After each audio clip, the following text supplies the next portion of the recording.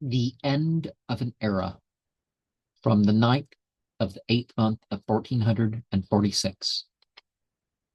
Politics and wealth do not determine the scope of a golden age of religion.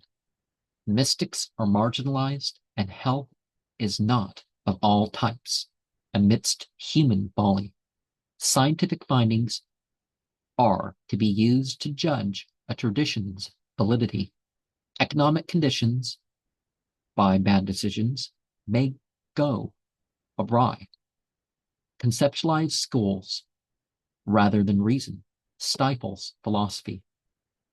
Civilized ways may keep away the helpful and cause a breakthrough of radicality.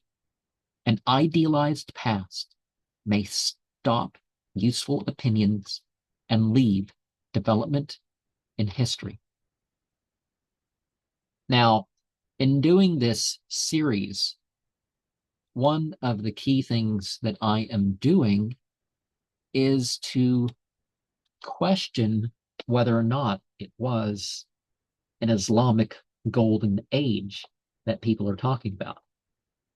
Now, the real Islamic Golden Age would have ended before the one that people typically talk about as the Islamic Golden Age of this era, al-Hijra. But regardless, we have to develop in society, in ourselves. We can't just point to the past and say, oh, it was super great back then. We got to do what we can now.